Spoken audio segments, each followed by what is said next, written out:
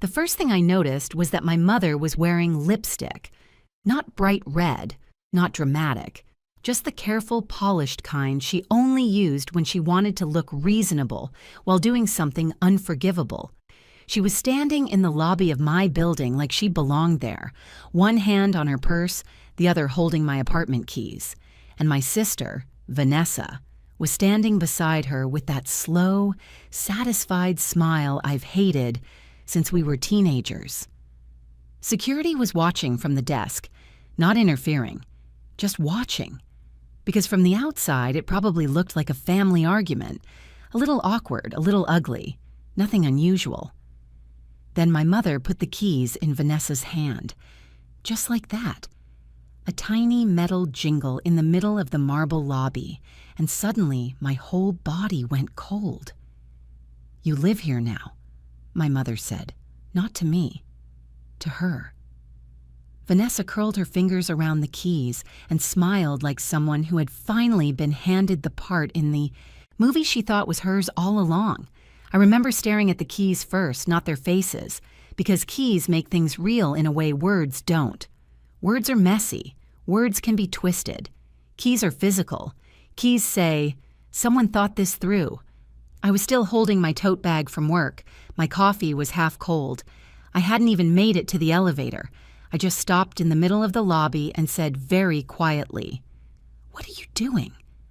My mother sighed like I was already being difficult. "Don't make a scene, Naomi," she said. "This is temporary."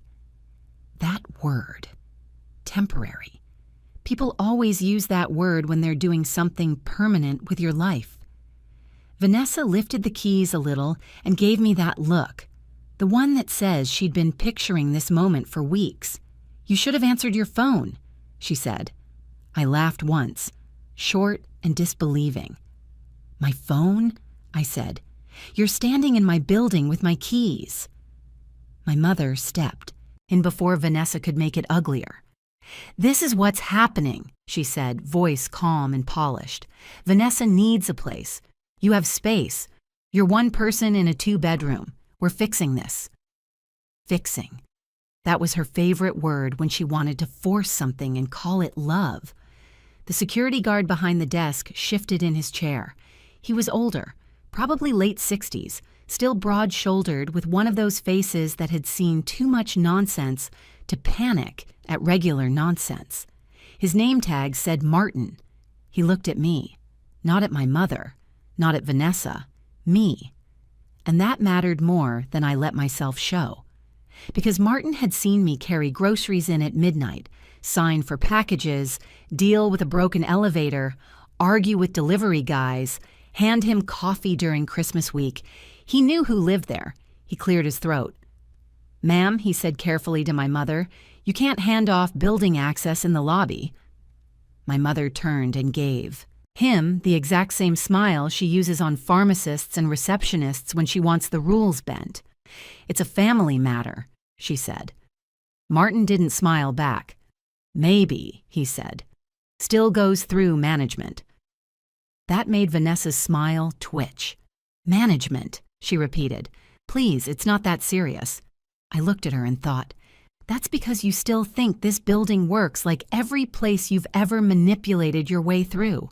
See, Vanessa had a pattern. She liked leverage that looked accidental, a favor that became a debt, a couch she borrowed and never returned, a co-signed card she forgot to pay. She never kicked doors down. She just leaned on things until they belonged to her. And my mother, God. My mother always called it survival. "She's had a hard year," she'd say. "She's trying. You know how sensitive she is." Sensitive people don't usually grin when they're handed your house. Keys. I stepped closer. Slow. "Give them back," I said. Vanessa's fingers tightened around the key ring. "No." My mother crossed her arms. "Naomi," she said, quieter now, which was always more dangerous than when she got loud. "You are not going to humiliate your sister in front of strangers." I almost laughed at that, because apparently I was the humiliating one. not the woman who marched into my lobby to replace me. Martin stood up from behind the desk then, which changed the air immediately, not because he was aggressive, because now there were procedures, and people like my mother hate procedures when they don't control them. "I'm gonna need the keys back on the desk," he said. Vanessa didn't move. My mother put a hand lightly on Vanessa's arm, like she was trying to steady a bride before a photo. "We're not doing that," she said. "Naomi is being emotional. She doesn't own this place." That sentence landed harder than I expected. Not because it was true, because it was meant to be. That was the whole plan. Make me feel small in a place where I was supposed to feel safe. Make security think I was just another tenant throwing a fit. Make Vanessa look like the calm one holding family help. I could see the shape of it all at once. They thought this was a lobby coup. Do it in public, do it fast, let embarrassment do half the work. Martin looked at me again, and I saw the question in his face. "Do you want me to call upstairs?" I gave him the smallest nod. He picked up the lobby phone without saying a word. My mother noticed, and her expression sharpened. "Oh, for heaven's sake," she said. "This is absurd." Vanessa lifted her chin. "Call whoever you want." So he did. He spoke quietly into the phone, gave the unit number, then paused, listening. And while he listened, I watched my mother's confidence stay perfectly in place. That was the weirdest part. She really thought she had this. She thought the keys were enough. She thought standing in my building and acting certain made it true.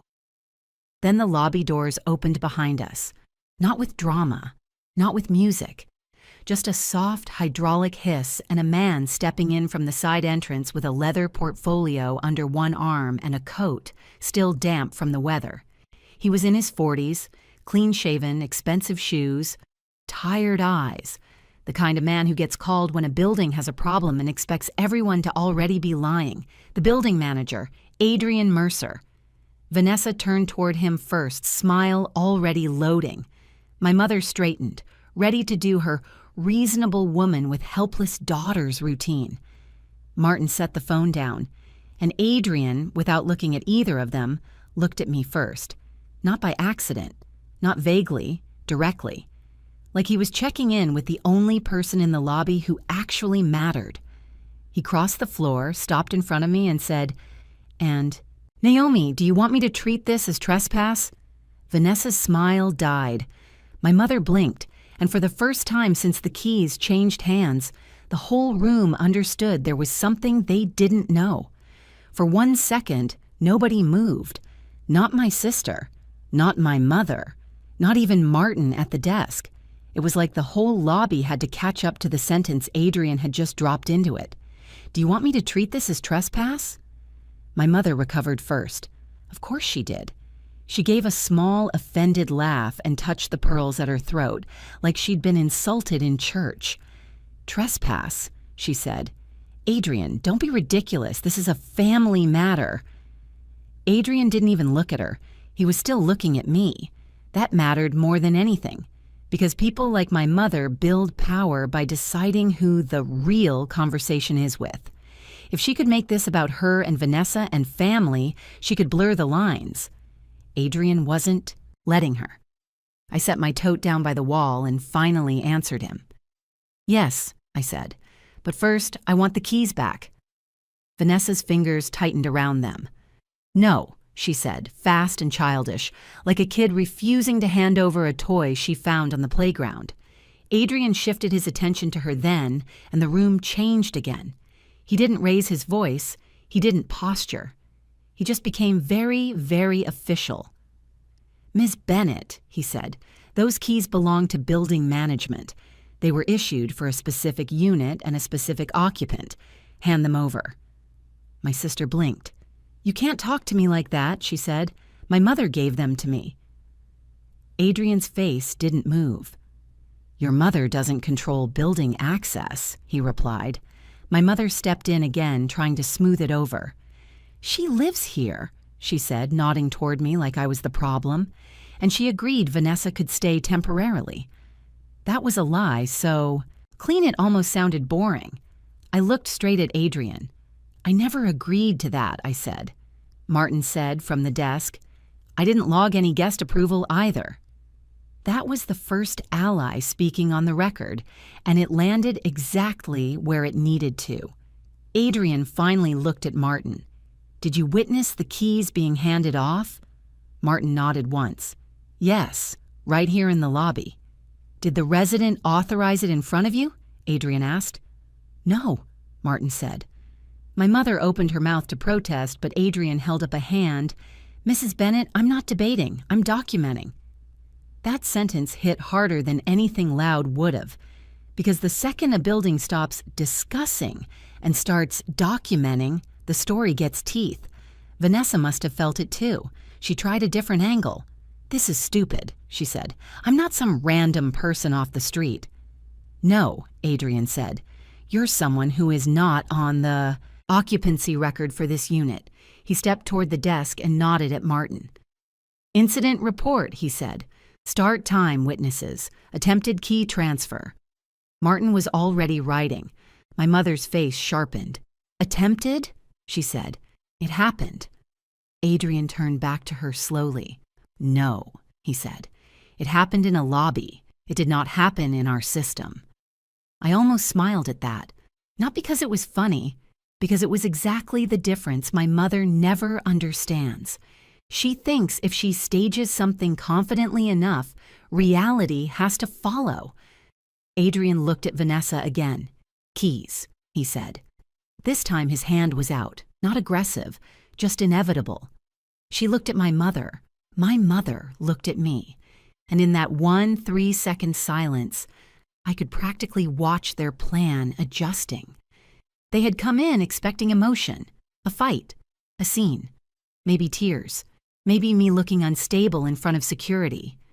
What they got was procedure. Vanessa dropped the keys into Adrian's palm with a hard little clatter. "There," she snapped. "Happy?" "No," Adrian said. "Secure." He handed them to Martin. "Put those back in lock control," he said, "and note reissue required." Then he turned to me. "Naomi, office," he said. "Now." He didn't ask my mother or sister to follow, but of course they did. People like them always do. They think presence equals standing. Adrian's office was off the side hallway past the mailroom, all glass walls and neutral furniture. Not luxurious, just expensive in a way that says everything in here gets billed by the square foot. He stepped inside first, motioned for me to sit, and looked at my mother and sister standing in the doorway. "No," he said. My mother frowned. "Excuse me?" "This meeting is for the resident and management," he said. "If I need you, I'll ask." Vanessa actually laughed at that. "Resident," she said. "You keep saying that like she runs the place." Adrian looked at her for the first time in a way that made even me sit back. Then he said quietly, "She does." The room went completely still. My mother stared at him. Vanessa stared at me. And I didn't say a word, because some truths work better when they come from someone else. Adrian closed the office door in their faces. Not slammed, just shut. Then he sat down across from me, opened a leather folio and asked, "How much do you want me to disclose?" I let out a breath I didn't realize I'd been holding. "Enough," I said. "They started this in the lobby. They can hear the ending." He nodded once. Then he hit a button on the desk phone.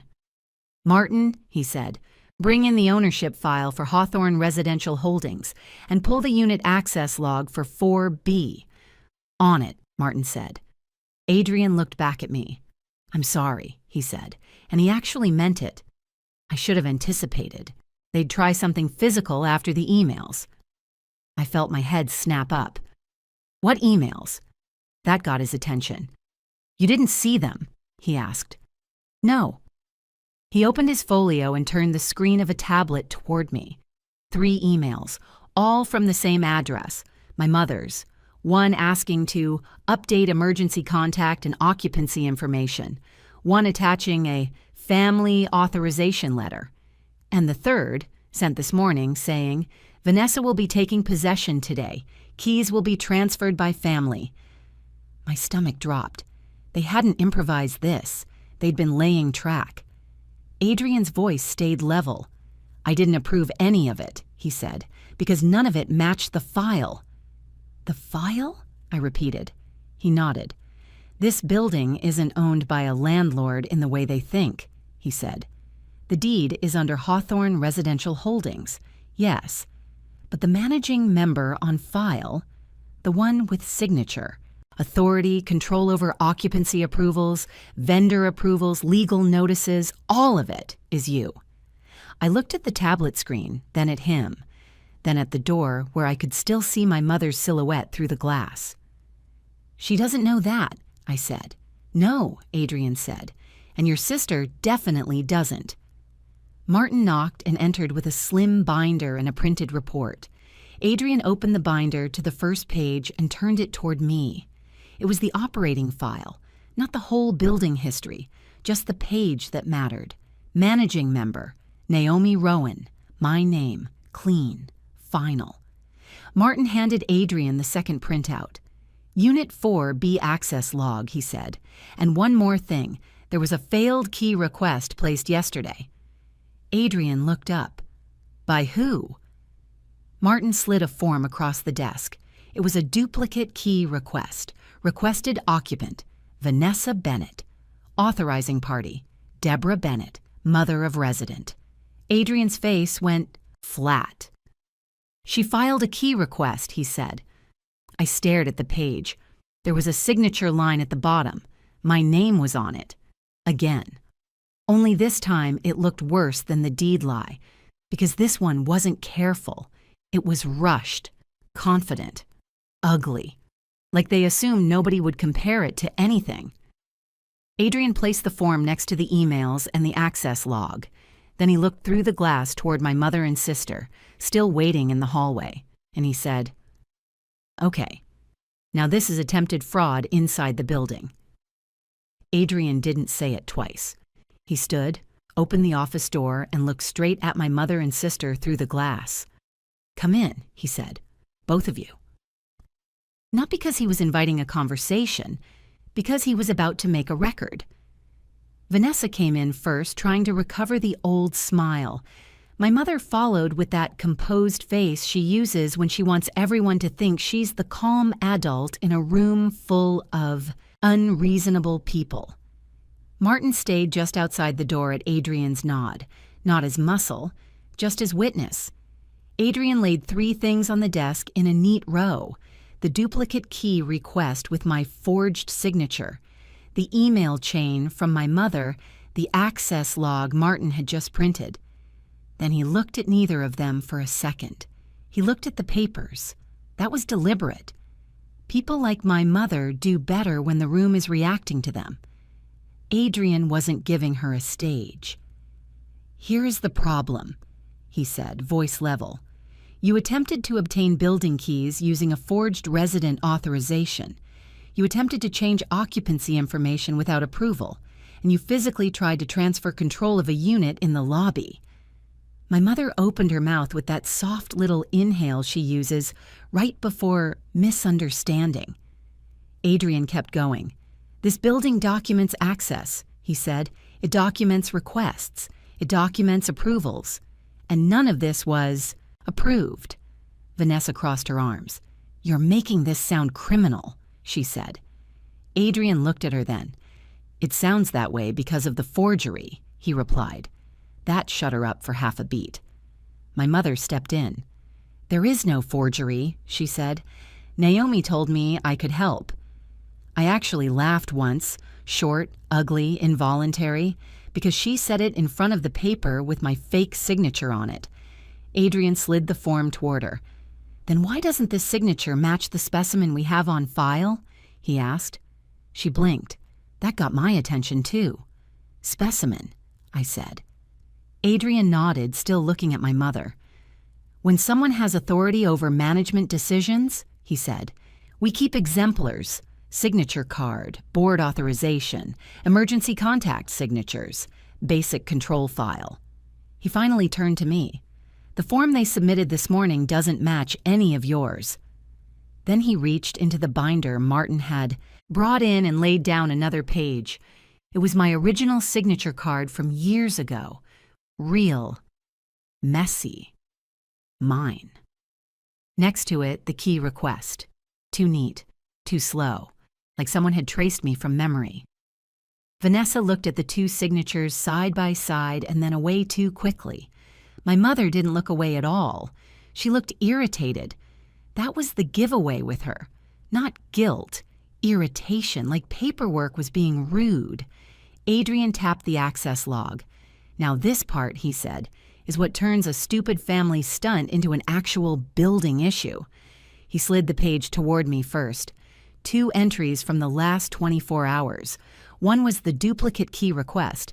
The other was a visitor pass request made for Vanessa yesterday afternoon, requested by Deborah Bennett. Destination unit. 4B. Access purpose, move-in assistance. I looked up slowly. Move-in, I said. Vanessa rolled her eyes. You're acting shocked like Mom didn't tell you. My mother gave her a look that said, stop talking, but it was too late. Because move-in isn't a misunderstanding. It's intent. Adrian's voice stayed low. You didn't just hand over keys in the lobby, he said. You were preparing occupancy. He looked at Martin through the doorway. Bring me the attachments from the 914 email. Martin nodded and disappeared. I turned to my mother. Were you planning to move her into my apartment while I was at work? I asked. My mother had the nerve to sigh. You have 2 bedrooms, she said. This never had to be dramatic. There it was again. That word, dramatic. Like the issue wasn't that she'd just tried to insert my sister into my home using forged paperwork. The issue was my tone. Vanessa uncrossed her arms and leaned forward. You act like you're so special because you have one nice place, she said. Mom was trying to make things fair. Adrian's head turned slowly toward her. Fair, he said almost to himself. Then he picked up the key request and set it back down. No, he said. Fair would involve permission. Martin came back with 2 printed pages and a tablet. The first page was the email attachment history. The second made my skin crawl. It was a typed letter on old Hawthorne Residential Holdings letterhead. I knew that letterhead. Cream background, deep green logo, the version my father used before he died, and at the bottom was my typed name. Above it, a fake authorization statement saying Vanessa Bennett was permitted to take possession of Unit 4B and receive all necessary access credentials. I stared at it. My mother didn't. She stared at Adrian instead, because now the room knew this hadn't been improvised in a kitchen. This had been drafted. Adrian looked at me. I'm sorry, he said. I assumed you'd already seen this. I shook my head. No. He turned the letter toward my mother. This, he said, I was attached to your 9:14 a.m. email. My mother's face didn't crack. It thinned. That was administrative, she said. Adrian actually leaned back at that. Administrative? He repeated. Then he tapped the old company letterhead. You used archived ownership stationery to instruct building staff to change possession of a residential unit, he said. That's not administrative. He picked up the tablet Martin had brought. Do you want the worst part? He asked. No one answered. He didn't need permission. He rotated the screen toward me, an email forwarding trail. My mother's 9:14 a.m. email hadn't just gone to building management. It had gone to 2 other addresses, building insurance and a lending contact I recognized from the annual operating review. My pulse spiked. Why would she send it to the lender? I asked. Adrian didn't answer right away. He looked at my mother. She looked at her purse. Vanessa looked at my mother, 2 now, not annoyed, but nervous. That was new. Adrian connected it for me. Because if you can fake control of occupancy, he said, the next step is usually faking control of management. My heart thudded once, hard. He reached into the binder and pulled out one more page I hadn't seen yet. A one-page management resolution. Same old Hawthorne letterhead, same green logo, same problem. It stated that Naomi Rowan had stepped back from active management and that Deborah Bennett would serve as interim authorized signatory, with Vanessa Bennett assisting in residential operations. It was absurd, amateur, and dangerous. Because it wasn't just my apartment anymore. It was the building. The whole building. Vanessa went pale around the mouth, and that told me something I hadn't known 5 seconds earlier. She didn't realize how far my mother had taken it. She thought this was about a spare bedroom and some symbolic power move. My mother had gone for authority. Adrian laid the resolution down very carefully. "This is why I asked Naomi how much she wanted disclosed," he said. He looked at my mother.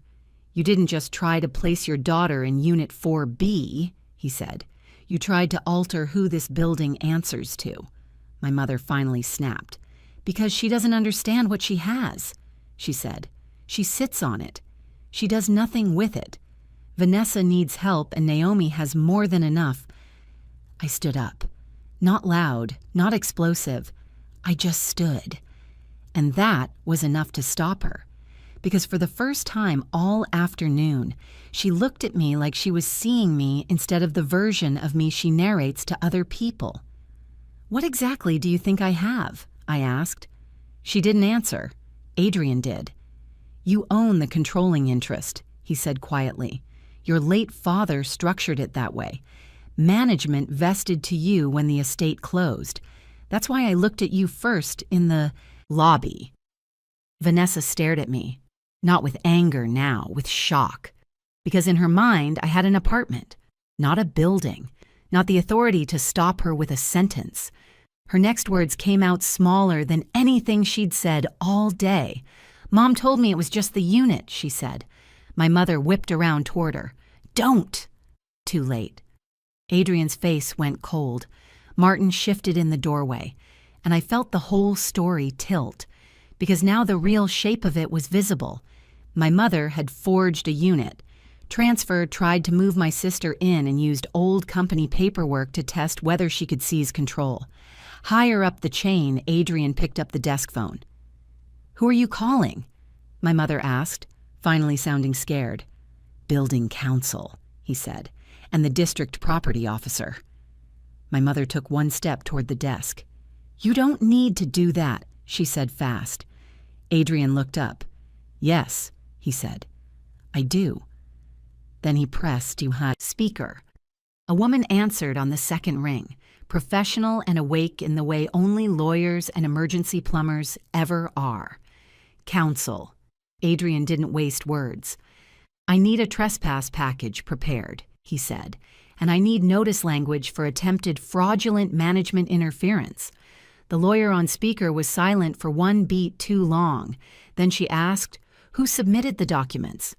Adrian looked at my mother, then at my sister, then at the forged resolution on the desk, and he said, "Both of them." The lawyer on speaker didn't ask us to calm down. She didn't tell us to work it out as a family. She asked the only question that mattered. "Did either of them submit anything beyond the unit paperwork?" she said. Adrian looked down at the desk, the fake occupancy letter, the forged key request, the bogus management resolution, and answered without hesitation. "Yes." The voice on speaker sharpened immediately. Then, "Nobody leaves," she said. "Preserve everything. Photos, emails, logs, visitor records. And Adrian, read me exactly what was sent to the lender."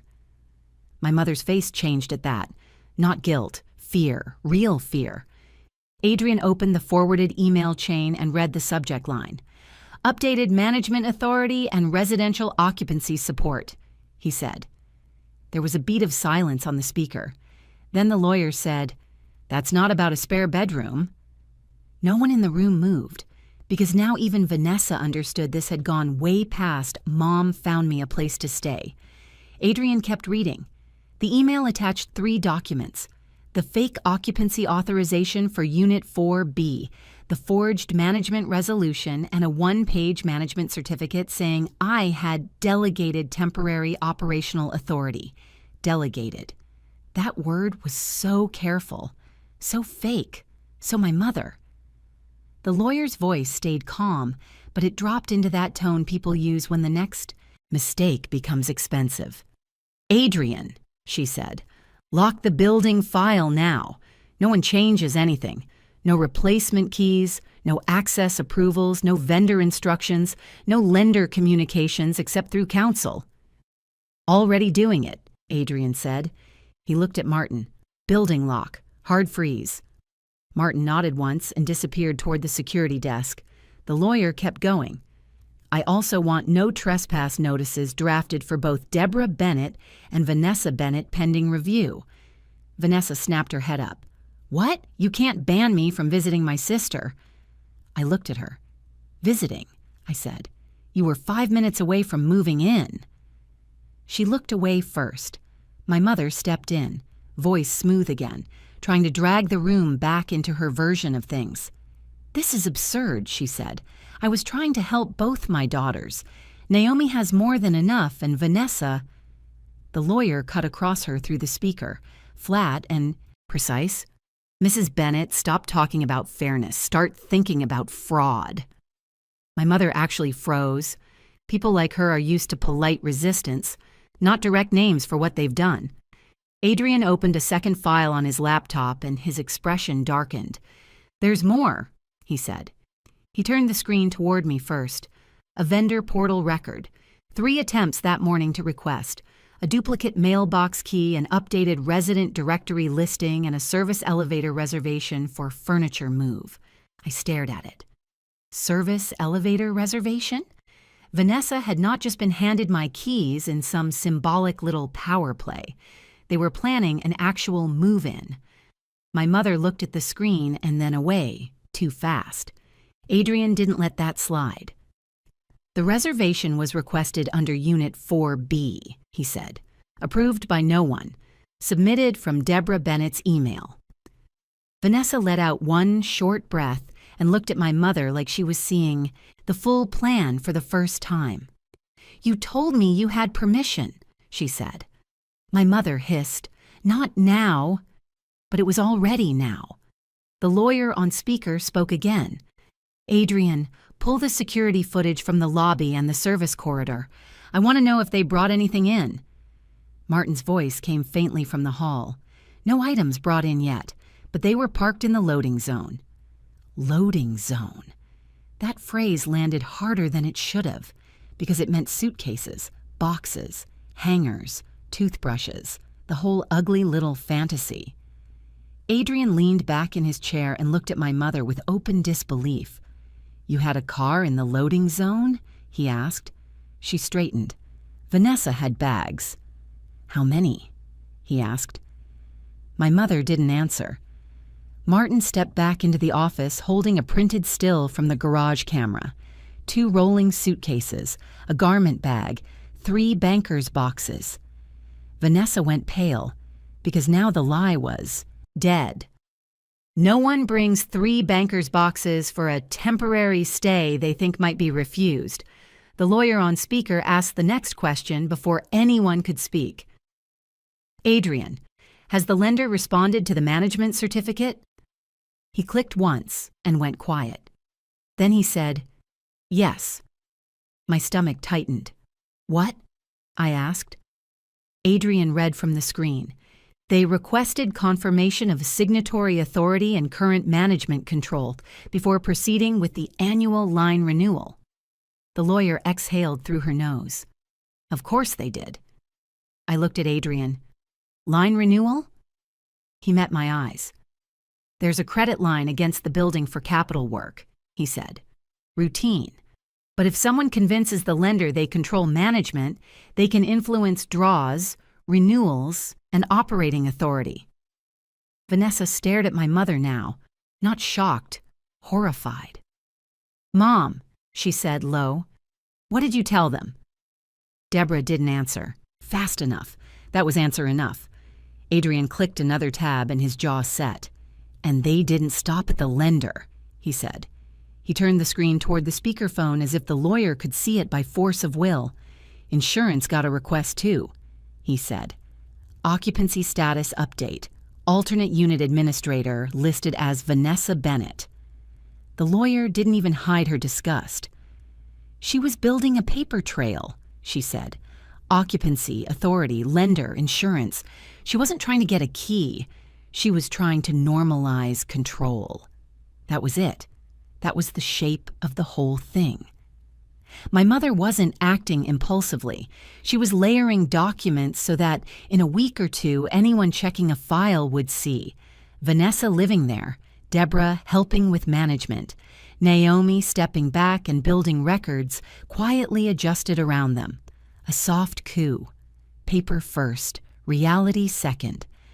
I sat very still because the second you move too fast in a moment like that, people mistake your shock for instability.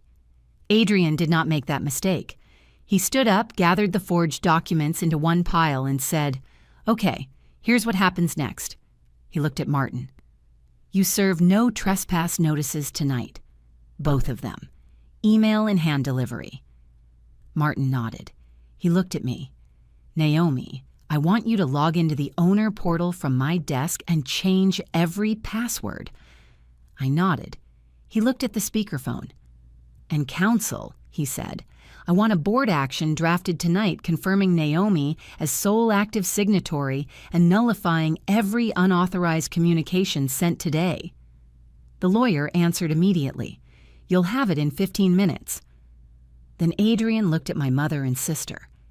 "If either of you contacts staff, vendors, the lender, or the insurer after this minute," he said, "it goes straight into the file."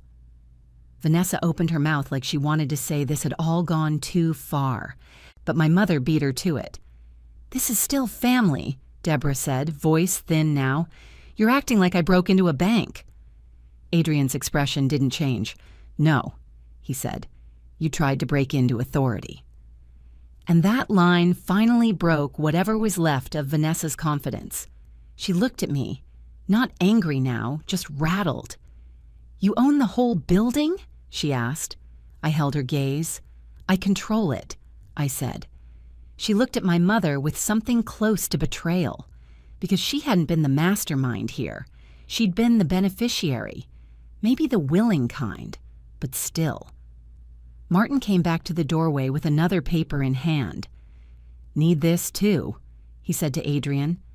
It was a visitor log from that afternoon. Visitor listed Vanessa Bennett. Host Unit 4B. Authorization source Deborah Bennett. Signed under it, again, was my name. Only this time, the signature had a weird little curl at the end, the same curl that was on the fake management resolution. The same curl my mother always adds to her capital N. Adrian stared at it for 2 seconds, then handed it to the lawyer on speaker through the camera function.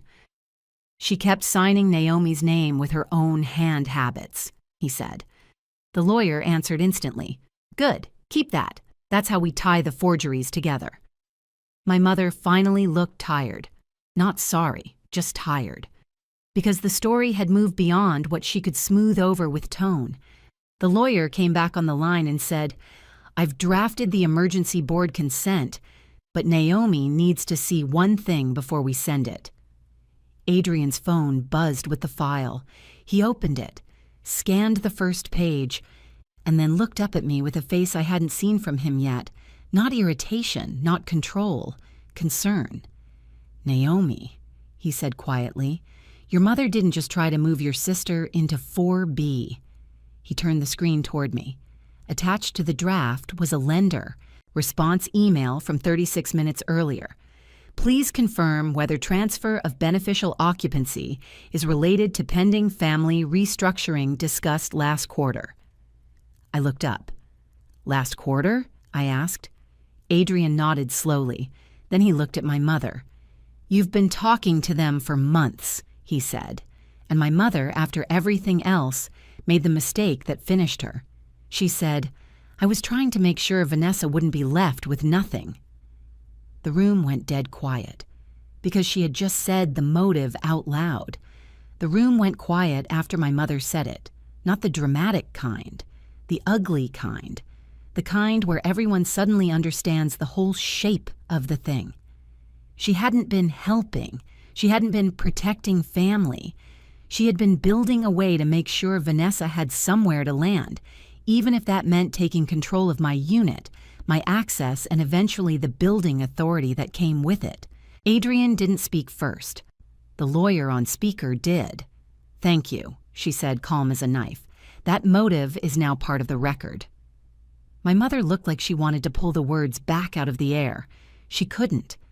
Adrian moved fast after that. Not emotional, efficient. He handed Martin the no trespass notices the lawyer had just emailed over, printed and signed.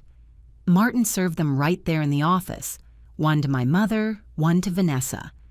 My mother stared at the paper like it had personally offended her. "You're trespassing me?" she said. Adrian didn't blink. "I'm restricting access to anyone who submitted forged occupancy and management documents," he said. "Yes." Vanessa looked at her notice, then at me. "This is insane," she said. "I didn't forge all of that." The lawyer's voice came through the speaker again. "You benefited from it," she said. "You accepted keys. You requested move-in access. You paid nothing for the apartment and tried to occupy it anyway. The distinction is not helping you." Vanessa's face tightened, because for the first time all day, somebody had said out loud what she had been counting on nobody saying. She didn't have to mastermind it to be part of it. Adrian turned his laptop back toward me. "Passwords," he said. I logged into the owner portal from his desk. One by one, we changed everything.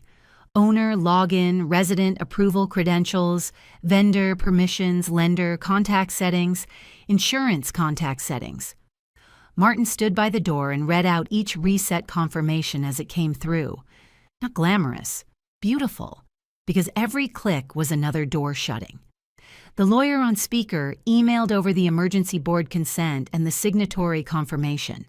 Adrian printed both. I signed them there, with Martin and Adrian as witnesses. My real signature.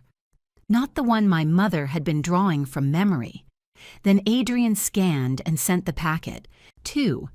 The lender, the insurance carrier building counsel's file, and the district property officer. The lender replied first, not with warmth, with paperwork. Prior communications from Deborah Bennett and Vanessa Bennett disregarded. Signatory authority remains with Naomi Rowan pending no further review. That was all I needed.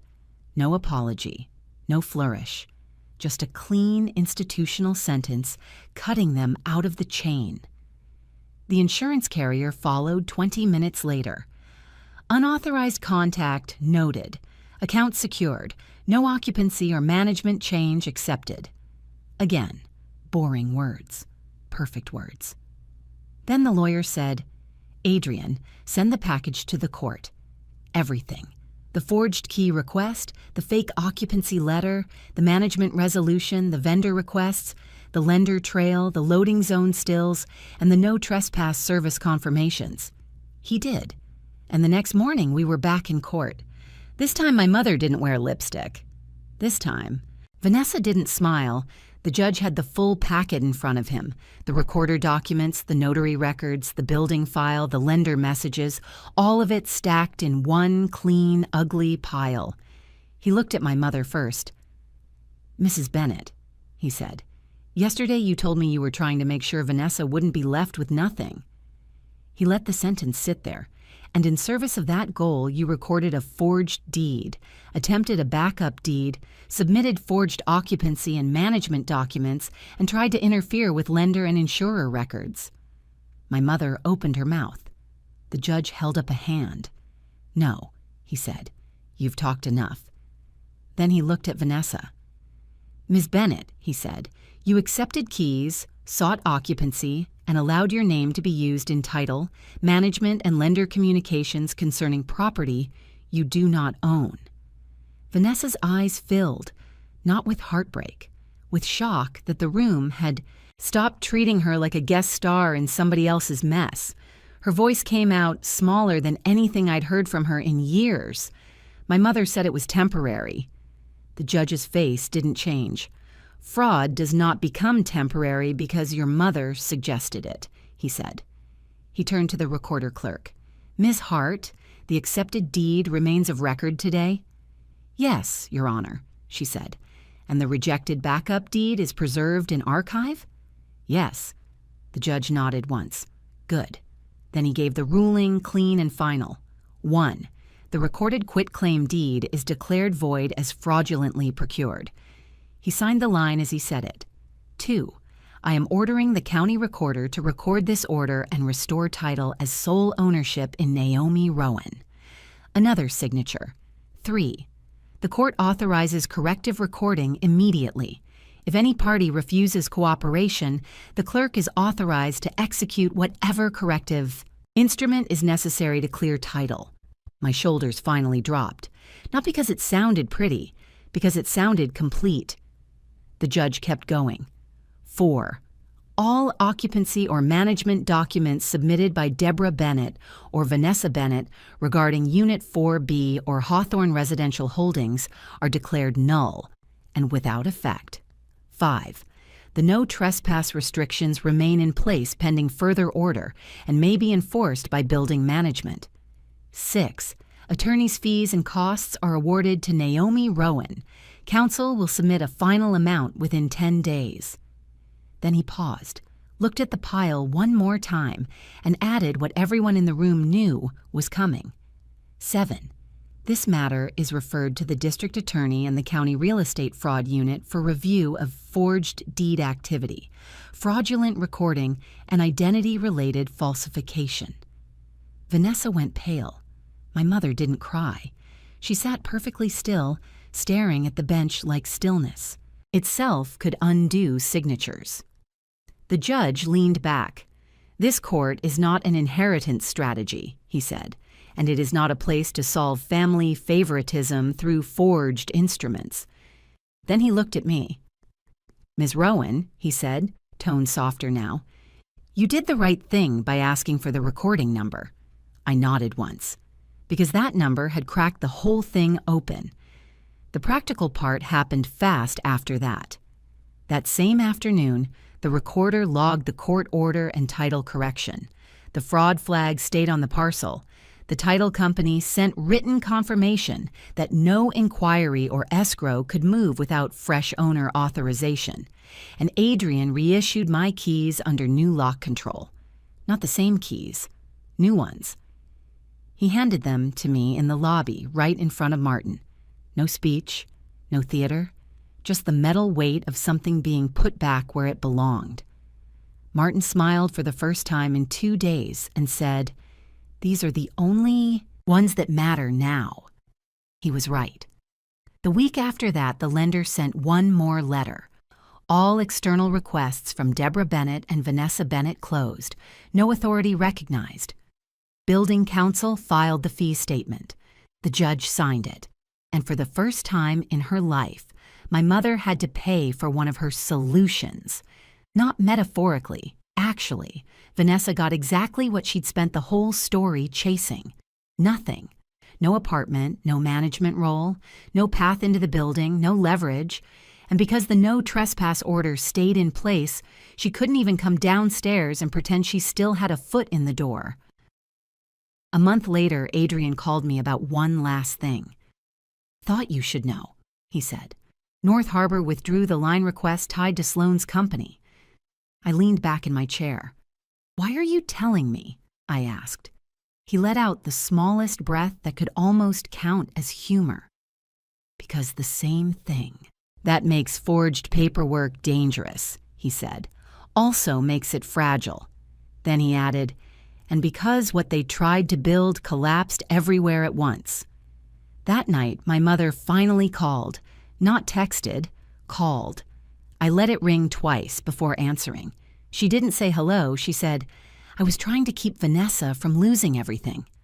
I looked around my apartment, my couch, my books, the hallway, the second bedroom they'd already mentally assigned away from me, and answered the only way that made sense. "You tried to keep her from losing everything," I said, "by taking mine." She didn't deny it. She just cried quietly into the phone, and for the first time in my life, I understood that guilt and innocence are not the same thing. I didn't yell. I didn't comfort her either. I said, "Don't come back here." Then I hung up. A few weeks after that, I got the final recorded copy in the mail. My name only. Clear title. Court order. Logged. Fraud flag attached. I put it in a folder with the no trespass notices, the fee order, and the corrected owner confirmation from management. That folder lives in my apartment now. Top shelf. Easy to reach. Not because I'm paranoid, because some lessons are expensive and I already paid for this one. If you want the clean answer, the one people always ask for at the end, it's this. My mother did it because she thought my home was a resource she could reassign. My sister went along with it because she thought once she had keys in her hand, the rest would fall into place. Neither of them understood what the building actually was, or who controlled it, or how fast records can turn against you when you start lying in writing. They thought they were staging a family takeover in a lobby. What they actually did was create a paper trail, and paper trails don't love anybody back. I didn't want revenge. I wanted my door to belong to me again. Now it does.